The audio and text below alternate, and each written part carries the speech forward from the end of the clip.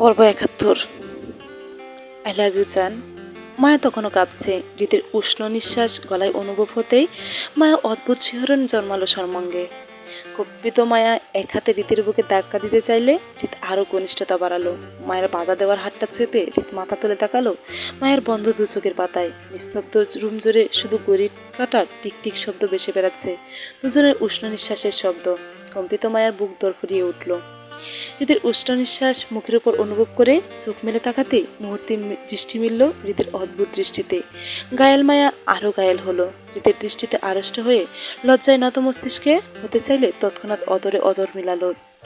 হৃদ মায়ার অদরে মগ্ন হতেই মায়া ভাষা ভাষা চোখে তাকালো। হৃদের ভালোবাসার আকুতি বুঝতে চোখ মুখ খিচে বন্ধ করে নিল হৃদের ষাট মুঠোই পেছে।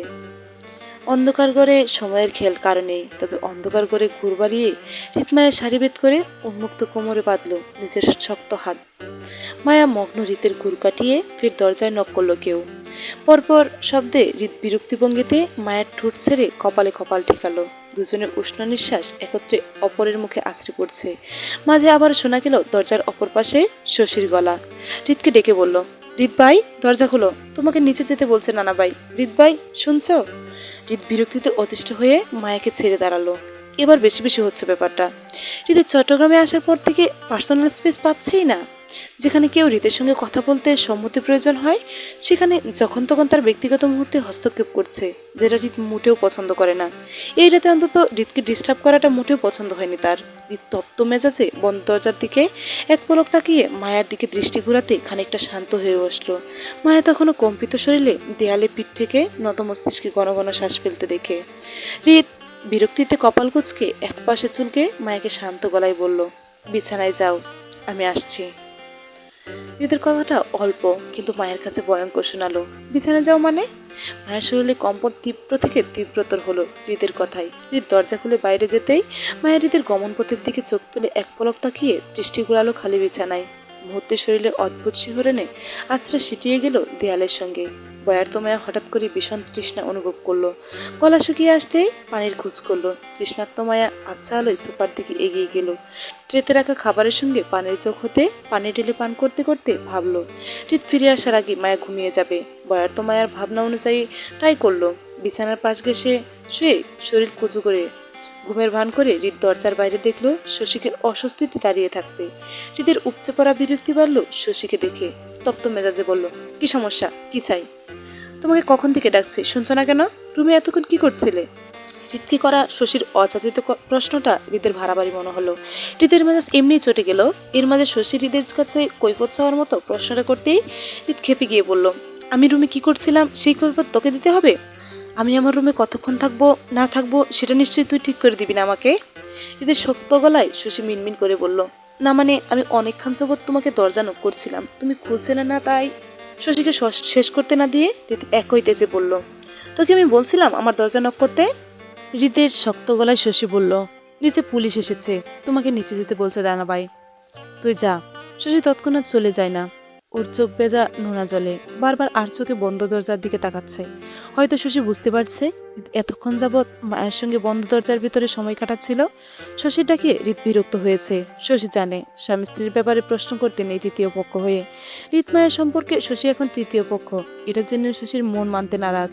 মায়ার আগে হৃদের জীবনে শশী প্রথম এসেছিল। আজ মায়া না থাকলে হয়তো হৃদের ভবিষ্যৎ নারী শশীই হতো। শশী ফির হৃদকে একটা অযাচিত প্রশ্ন করে বলল, মায়া তোমার রুমে? শশীর কথাটা শুনতেই হৃদের চোয়াল শক্ত হয়ে ওঠে। রাগে দাঁতে দাঁত পিষে তৎক্ষণাৎ বলল, আউট। ভেতরকার কষ্টে শশী ভাঙ্গা গলায় পাকদেশরে ডাকতে চাইল হৃদকে। হৃদ ফির একই ভঙ্গিতে শশীকে থামিয়ে চিবিয়ে বলল, তোকে যেতে বলছি আমি, আউট। ঠুট কামড়ে নিজের সংযত করে হৃদের সম্মুখ হতে দৌড়ে পালালো শশী। চলে যেতে দেখলো সিঁড়ি বেয়ে ওঠা রাদীপও। সে তৎক্ষণাৎ কিছুতেই বুঝলো না, তবে সামনে থেকে হৃদকে রাগান্বিত ভঙ্গিতে হেঁটে আসতে দেখে ব্যাপারটা আশঙ্কিত বুঝতে পারল রাদীপ। শশীর জন্য মায়া হলেও তার কিছু করার ছিল না। জীবনে সবকিছু স্যাক্রিফাইস করে ভালো থাকা যায়, কিন্তু ভালোবাসা স্যাক্রিফাইস করে জীবনে ভালো থাকা যায় না। আর হৃদ খানের মতো শক্ত পার্সোনালিটির মানুষ কখনো নিজের ভালোবাসা স্যাক্রিফাইস করবে না, বরং পেলে ছিনিয়ে নেবে, তারপরে ছেড়ে দেবে না। তাই এক্ষেত্রে শশী হৃদের আশা ছেড়ে যত দ্রুত বাস্তবতা মেনে নেবে ততই শশীর জন্য ভালো হবে। তবে রাদীপের মনে হলো সে একবার শরীরের সঙ্গে এ ব্যাপারে কথা বলবে, আজ না হয় কাল অবশ্যই। রাদীপ সিঁড়ির গোড়ায় দাঁড়িয়ে পড়তে সিঁড়ি বেয়ে নিচে নামতে রাদীপ হৃদির পেছন পেছন যেতে যেতে বলল, ভাই, পুলিশ কমিশনার এসেছে তোমার সঙ্গে দেখা করতে। ব্যাপারটা সিরিয়াস। ব্যাপারটা সিরিয়াস কিছু না হলে আমরা তোমায় ডাকতাম না। রাদীপের কথায় রিতকে গম্ভীর দেখালো। নির্বাচনের সম্মুখে রেখে বাসায় বসে থাকা যায় না, যেটা রিত নিতেও জানে, কিন্তু ব্যক্তিগত জীবনও পিছনে ফেলা যায় না, দুটো সামলিয়ে চলতে হয়। রিত সময় নিয়ে গম্ভীর মুখে পুলিশ কমিশনারের সঙ্গে কথা বলল। নির্বাচন নিয়ে তেমন কোনো জটিলতা নেই, আবার নিশ্চিন্তে থাকাও যাচ্ছে না। প্রতি বছরের মতো এবারও নিহালকান্দের প্রতিদ্বন্দ্বী জসিম নেই। বাকিরা যারা আসনে আছেন সবাই একত্রে ভোটের চেয়েও নিহাল খানের একপাক্ষিক বিপুল ভোটে জয়লাভ করবে, এমনটা সবাই আশাবাদী। এতকাল নির্বাচনে নিহাল খান যে হারে জয়লাভ করেছে, এবছরও তাই করবেন। কিন্তু এর মাঝে জটিলতার বিষয়টি হচ্ছে, জসিম জীবিত নেই। তাহলে নিহাল খানের উপর সেদিন কে আক্রমণ করেছিল, যেটি শনাক্তকরণের জন্য রিত কাজ দিয়েছিল পুলিশ কমিশনারকে। সেই খবর নিয়ে মাঝরাতে হাজির হয় কমিশনার সাহেব। সেদিনের রাতিব ও নিহাল খানের উপর হওয়া হামলার পেছনে আসামির তথ্য জানতে রীতির কপাল কুঁচকে আসে, খানিকটা অবিশ্বাসে। তারপরও কোনোরূপ প্রতিক্রিয়া না দেখিয়ে বরং আসিফকে দিয়ে কমিশনারের বিদায় জানিয়ে রিত তার ঘরে ফিরল। অন্ধকার ঘরে মায়ের কথা স্মরণে আসতেই রিত বিছানার দিকে তাকালো। মায়াকে খোঁজো হয়ে শুয়ে থাকতে দেখে রীতির বিরক্তি আরো বাড়ল। অসময়ে যে মায়া ঘুমিয়ে পড়েছে, রিত ব্যাপারটা বুঝতে পেরে শব্দ করে দরজা লাগালো। দরজা হঠাৎ শব্দে জাগ্রত মায়া খানিকটা নড়ে উঠতেই সেটা হৃদের চোখে পড়ল। হৃদ হু হা কোনো শব্দ না করে বিছানায় শুয়ে চোখের উপর হাত ঠেকিয়ে স্তব্ধ গর্জুরে ভয়ঙ্কর নীরবতা ছেয়ে যেতেই মায়ের চোখ মেলে তাকালো হৃদের সারা শব্দ না পেয়ে। সেকেন্ডের কাটা মিনিট পেরিয়ে ঘন্টায় চলে যেতেই মায়া মাথা তুলে তাকালো পেছনে। হৃদকে চিত হয়ে চোখের উপর হাত ঠেকিয়ে অপর হাতটা বুকে রেখে মায়ের উপর পা তুলে শুয়ে থাকতে দেখে মায়া ভাবলো হৃদ ঘুমিয়ে পড়েছে। হৃদ রুমে এসেছে প্রায় ঘন্টা পেরোতে চলল। এতটা সময় নিশ্চয়ই হৃদ জেগে থাকবে না। জড়তায় মায়া সহজভাবে হৃদের দিকে এগিয়ে গেল। ঘুমন্ত ঘুমন্ত হৃদের পক্ষে হাতটা ছুঁয়ে মুহূর্তে হৃদ মায়ের দিকে পিঠ বেঁকে শুয়ে পড়ল। হৃদের হঠাৎ কাজে মায়া থমকে বসলো।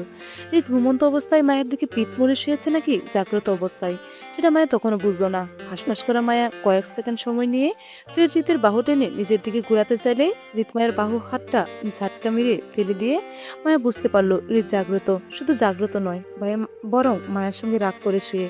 কিন্তু কেন? মায়া তখন হৃদের কথা শুনে অপেক্ষা না করে ঘুমিয়ে পড়েছে বলে সেজন্য?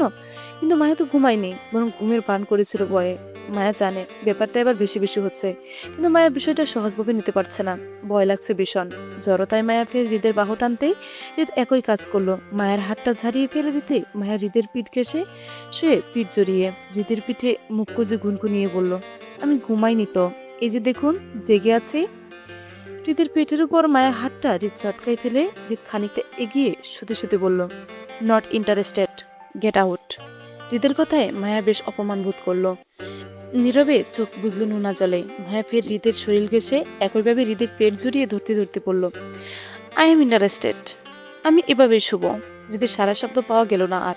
কয়েক সেকেন্ড পেরোনেই মায়া মাথা তুলে হৃদের কানে ঠেকিয়ে ফিস করে বলল, সরি, আর হবে না এমন। এবার থেকে আপনার সব কথা শুনবো, সত্যি বলছি। হৃদকে তখনও জেদ দেখিয়ে শুয়ে থাকতে দেখে মায়া হৃদের পিছন হতে সামনে আসলো, হৃদের উপর ঢেঙ্গিয়ে হৃদের বুকে নিজের জায়গা করে দু হাতে হৃদকে জড়িয়ে ধরতেই হৃদ তপ্ত মেজাজে বলল, কি সমস্যা তোমার? ঘেঁষাঘেঁষি করছো কেন? দূরে যাও, ঘুমাবো আমি। মায়া মাথা তুলে টুপ করে হৃদের গালে চুমু খেয়ে পুনরায় হৃদের গলায় মুখ ডুবাতে ডুবাতে বলল, ওকে ঘুমান, গুড নাইট। কথাটা বলে মায়া হৃদকে দুহাতে শক্ত করে জড়িয়ে চোখ বন্ধ করতেই হৃদের ফুসফুসে তপ্ত নিঃশ্বাস শব্দ কানে আসলো মায়ার। হয়তো মায়ের কথাটা পছন্দ হয়নি হৃদের, তারপরও মায়া আর প্রতিক্রিয়া দেখালো না, বরং হৃদকে জড়িয়ে ঘুমাতে যেতে চাইলো। সময় নিয়ে ঘড়ির কাঁটা করতে হৃদের হাত নেমে আসলো মায়ার পিঠে। মায়ার চোখ সবে ঘুম বুঝে এসেছিল, কিন্তু হৃদের বেগতিক হাতের স্পর্শে তরাক করে তাকাতেই মায়া কিছু বলবে তার আগে হৃদের দক্ষ হাত ততক্ষণে মায়ের শাড়ির আঁচড় টেনে ফ্লোরে ফেলতে ফেলতে হৃদ বিরক্তি গলায় বলল, কি পরছো তুমি? কাপড়ে বাজে স্মেল আসছে কেন? জানো না আমার বাজে স্মেল সহ্য হয় না? মায়া ঘুমিয়ে যাওয়া মস্তিষ্ক সজাগ হলো। শরীরে কম্পন দেখা গেল তক্ষণি। কম্পিত মায়া মুখ হৃদের গলায় ঠেকে যেতেই ভয়ার্ত গলায় বলতে চাইল, আমার ভয়। হৃদ মায়াকে জড়িয়ে উপরে উঠাতে উঠাতে মায়ের গলায় মুখ ডুবাতে ডুবাতে বলল, বাজে কথা বললে ধাক্কা দিয়ে নিচে ফেলে দেবো হৃদ। মায়া ঘুঙ্গালো। ছটফট করার মতো হৃদের পক্ষে ছিটিয়ে যেতেই হৃদ ঘনিষ্ঠ মুহূর্তে মায়ের কানে ফিসফিস করে বলল, আমার অসুখের সুখ তুমি, আমার বসন্তের ফুল তুমি, আমার বেপরোয়া জীবনের চাওয়া তুমি, আমার রাজ্যের রানী তুমি। তোমাতেই পূর্ণ আমি। একটা সুন্দর সকালের সূচনা। ঈদ ফোন দুটো বন্ধ করে উপর হয়ে ঘুমিয়ে রুম জুড়ে অন্ধকারের বিচরণ। সকালে মিষ্টি আলোয় মোটা পর্দা ভেদ করে ঘরে ঢুকতে অক্ষম। সকাল তখন 9টার ঘরে। ঈদ এত বেলা করে ঘুমায় না। রাতে অসময়ে ঘুমের জন্য আজ এত বেলা অবধি তার ঘুমানোর কারণ। ঘুমন্ত হৃদের হঠাৎ ঘুমের রেশ হালকা হয়ে আসতেই বিছানা হাতড়িয়ে মায়ের সন্ধান করলো। আশেপাশে কোথাও মায়াকে না পেয়ে বন্ধ চোখে কপাল কুঁচকে বিরক্তিতে। হৃদ কতবার বলেছে বেয়াদব বউটা তাকে ঘুমন্ত অবস্থায় রেখে যেন কোথাও না যায়। বেয়াদব নারী কথাটা শুনলে তো। হৃদ বিরক্তি নিয়ে উঠে বসলো। খালি গা স্যাঁতসেঁতে বেজে দেখে আরো বিরক্ত হলো। এই গরমের জন্য তার ঘুমটা ভেঙেছে। হৃদ বিরক্তি চোখে রুমের এসির দিকে তাকাতেই দেখলো সেটা অফ। হৃদের রুমে এসি সচরাচর কখনো বন্ধ থাকে না। তাহলে এখন এসি বন্ধের কারণটা খুঁজতে গিয়ে হৃদের মনে পড়লো শেষ রাতে গোসলের পর মায়ের শরীরে তীব্র কম্পন ধরেছিল ঠান্ডায়, যার কারণে হৃদ নিজেই এসি অফ করে দিয়েছিল। মায়ের কথা স্মরণে আসতেই হৃদ খানিকটা চিন্তিত ভঙ্গিতে উঠে দাঁড়ালো। শেষ রাতে মায়েকে বেশ দুর্বল আর অসুস্থ দেখাচ্ছিল। তখন কেমন আছে সেটা জানতে চেয়ে হৃদ ঘর ছেড়ে বাইরে যেতে চেয়েও গেল না। এখন বের হলে সে আর রুমে ফেরার সময় পাবে না ব্যস্ততায়। তাই হৃদ সময় নিয়ে ফ্রেশ হয়ে গায়ে সাদা পাঞ্জাবি জড়ালো। সে চট্টগ্রামে থাকাকালীন এসব সাদা পাঞ্জাবি পরে রাজনীতিক স্বচ্ছলতা বজায় রাখে, কিন্তু ঢাকা ফিরে সে এসব পরে না। হৃদ গায়ের পাঞ্জাবি জড়িয়ে আয়নার সম্মুখে দাঁড়াতে নিজের পরিপাটি করতেই চোখে পড়ল গলায় কিছু অবাঞ্ছিত দাগ। এসব দাগ তার শরীরেও আছে, কিন্তু হৃদের শরীর কাপড় ঢাকা হলেও গলা উন্মুক্ত। হৃদ ড্রেসিং টেবিলের ড্রয়ার খুলে ফার্স্ট এজ বক্স কল নিল। সেখান থেকে ওয়ান টাইম ব্যান্ডেজ গলায় 2-3 জায়গায় লাগিয়ে কভার করতে চোখে পড়ল গালের ডান পাশে একটা দাগ। এসব বিষয়ে যদিও হৃদের লজ্জা শরম কম, কিন্তু রাজনৈতিক সমাবেশে ছোট থেকে ছোট বিষয়গুলো মিডিয়ায় বড় করে দেখাবে বলে হৃদ মুখে ওয়ান টাইম মাস্ক পরার সিদ্ধান্ত নিল। এর মাঝে হৃদের নিজের ফোনের সঙ্গে মায়ের ফোনটা ওপেন করলে দরজার ধরে দাঁড়ালো কেউ। হৃদ আয়না দিয়ে মায়াকে দরজার সামনে দাঁড়িয়ে থাকতে দেখে বলল, এদিকে আসো। হৃদের ডাকে নত মস্তিষ্কে মায়ের ছোট ছোট পা ফেলে এগিয়ে গেল সেদিকে। মায়াকে ছোট ছোট পা ফেলে হাঁটতে দেখে হৃদ সেদিকে তাকালো। মায়ের কাছাকাছি আসতে হৃদ মায়ের বাহু টেনে নিজের মুখোমুখি করে তীক্ষ্ণ গলায় প্রশ্ন করে বলল, হাঁটতে সমস্যা হচ্ছে? ব্যথা পাচ্ছ? নিশ্চুপ মায়া নত মস্তিষ্কে আরো নত করে হৃদ পুনরায় একইভাবে বলল, বাইরে যাওয়ার দরকার নেই, রুমে রেস্ট নাও, সার্ভের তোমার খাবার করে দিয়ে যাবে, বুঝেছ? মায়া মাথা নাড়িয়ে সম্মতি দিতে হৃদ মায়ের লালচে মুখটার দিকে তাকালো।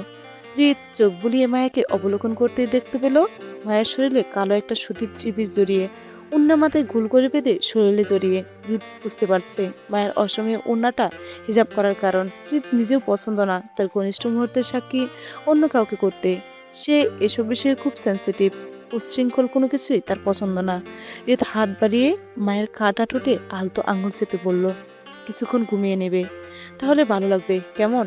মায়া আবারও মাথা নাড়িয়ে সম্মতি দিতেই হৃদ মায়াকে ছেড়ে ড্রেসিং টেবিলের ড্রয়ার খুলে পরপর দুটো বক্স বের করে রাখলো। প্রথম বক্সটি খুলে তাদের ডায়মন্ডের রিং বের করে মায়ের বাম হাতের আঙ্গুলে পরাতে পরাতে বলল, বউকে দেনমোহর দিতে হয়, যদিও তোমার দেনমোহর পরিশোধ করা আছে, তারপর আবার দিলাম। এটা তোমার জন্য অনেক আগে কিনেছিলাম। মুরাদপুরের ফ্ল্যাটে তোমাকে একটা চাবির রিং দিয়েছিলাম, মনে আছে?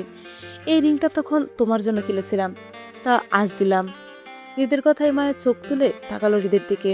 দীর্ঘ নিরাপত্তা ভেঙে কৌতূহল নিয়ে মিহিসরে বলল, সেদিন মুরাদপুরের ফ্ল্যাটে আমাদের বিয়েটা কি আসল ছিল? হ্যাঁ। তাহলে আপনি আমাকে বলেননি কেন? আমি বললে তুমি বিশ্বাস করতে, গ্রহণ করতে আমায় স্বামী হিসেবে? হৃদের কথায় মায়া চুপ করে যায়। সেদিন হৃদ বললে হয়তো মায়া বিশ্বাস করতো না হৃদ পায়ের স্বামী সেটা, বরং মায়া মনে হতো সম্পর্কে জেনে এখন হৃদ মায়ের সুযোগ নিচ্ছে, নিজেই মায়ের অচানা স্বামী বলে নিজেকে দাবি করছে। তখন ব্যাপারটা মায়ের বিশ্বাস না করলেও হৃদ অন্তত একবার মায়াকে জানাতে পারতো হৃদ মায়ের স্বামী হয় সেটা। মায়া মিনমিন করে বলল, তারপরও আপনার দায়িত্ব ছিল আমাকে অন্তত একবার জানানোর। মায়ের কথায় হৃদ পাল্টা প্রশ্ন করলো তখনই। বলল, সে রাতে তুমি আমাকে বলে পালিয়েছিলে যে আমি দায়িত্ব পালন করব তোমাকে জানিয়ে। আমি জানাইনি বলে আপনিও জানাবেন না? না। মায়া গাল ফুলিয়ে দাঁড়ালো। হৃদ অপর বক্স হতে মায়াকে গলায় ডায়মন্ডের লকেট পরিয়ে দিতে দিতে বলল, বক্সে আরো কিছু জুয়েলারি আছে, ভালো লাগলে পরে নিও, আর নয়তো রেখে দিও। মায়া হাতে পায়ে গলায় সুফিয়া খানের দেওয়া গোল্ড জড়ানো। হৃদ মায়ের মনোমালিন্য সময়ে সুফিয়া খান মায়াকে এসব কিনে দিয়েছিল। মায়া ভেবেছিল সবসময় পরে রাখবে, কিন্তু আজ হৃদের দেওয়া উপহার গ্রহণ করতে মায়া সুফিয়া খানের দেওয়া সোনার বালা দুটো খুলে শূন্য হাত দুটো হৃদের দিকে বাড়িয়ে দিতে দিতে বলল, এগুলো আপনি পরিয়ে দিন। হৃদ যত্ন সহকারে মায়ের দু হাতে দুটো ডায়মন্ডের চুড়ি পরিয়ে দিতে দিতে বলল, বেড সাইডের ড্রয়ারে তোমার জন্য মেডিসিন রাখা আছে, সেটা খেয়ে নেবে, বুঝেছ? মায়া মাথা নাড়িয়ে সম্মতি দিতে দিতে চোখ তুলে হৃদের দিকে তাকিয়ে বলল, আপনি দুপুরে খেতে আসবেন না? না। তাহলে কখন আসবেন? দিনে আসা হবে না, তবে রাতে অবশ্যই আসবো। হৃদের কথায় মায়া লজ্জা পেতে মুহূর্তে নতমস্তিষ্ক হয়ে দাঁড়ালো। হৃদ মায়ার নাক টেনে কপালে শব্দ করে চুমুকে বেরিয়ে যেতে মায়া সেদিকে তাকালো। হৃদের বলে যাওয়ার পরও মায়াকে মেডিসিন খেতে দেখা গেল না, বরং অবহেলায় ফেলে রাখলো সেগুলো। এর মাঝে জুইকে দেখা গেল মায়ের খুঁজে নিজের রুম অব্দি পৌঁছাতে। মায়াকে আয়নার সম্মুখে দাঁড়িয়ে থাকতে দেখে জুই বিছানায় পা ঝুলিয়ে বসতে বসতে বলল, তোর আরিফ ভাইয়ের সঙ্গে যোগাযোগ নেই ঋতু? মায়া আয়নার সম্মুখে বসে হৃদের দেওয়া জুয়েলারি বক্স খুলে রাখা বাকি গহনা তুলে রাখতে রাখতে মায়া বলল, সপ্তাহখানিক আগে ভাইয়ের সঙ্গে যোগাযোগ করতে মুরাদপুর যেতে চেয়েছিলাম, কিন্তু রাফার জন্য শেষ পর্যন্ত দেখা হয়নি। রাফার জন্য দেখা হয়নি মানে? রাফা কি করছে? মায়া সেদিনকার ঘটনা সম্পূর্ণ বলল জুইকে। শুনে জুই খানিকটা উত্তেজিত ভঙ্গিতে বলল, রাফা কি এখনো নাদিম ভাইকে স্বামী হিসেবে মানে ঋতু? কিন্তু এ বিয়ে তো হবে না। একজনের বিয়ে তো অন্যজন কবুল বললে সেটা গ্রহণযোগ্য না। মায়া আগের নেই বলল, রাফা জানে সেটা। জেনে বুঝে নাদিম ভাইকে স্বামী হিসেবে গ্রহণ করে কিভাবে? ও কি পাগল? ব্যাপারটা এখন রাফার মনোজনিত। সামান্য কবুল বলাকে ঘিরে রাফার মনে নাদিম ভাইকে নিয়ে ভালোবাসা তৈরি হয়েছে জুই। মায়ের কথায় জুই তৎক্ষণাৎ আপত্তি জানিয়ে বলল, কিন্তু রাফা কি আসিফ ভাইকে পছন্দ করতো না? আসিফ ভাইয়ের বিষয়টা কি হবে তাহলে? আসিফ ভাই পছন্দটা রাফার জন্য একতরফা ছিল জুই। রাফার চঞ্চলতা আসিফ ভাইয়ের ভালোবাসার গভীরতা বুঝতে পারেনি। আর নয়তো আসিফ ভাইয়ের ঘাটতি ছিল রাফাকে নিজের ভালোবাসা প্রকাশ করতে, যার জন্য রাফা আসিফ ভাইয়ের জায়গায় নাদিম ভাইকে স্বামী হিসেবে যাচ্ছে।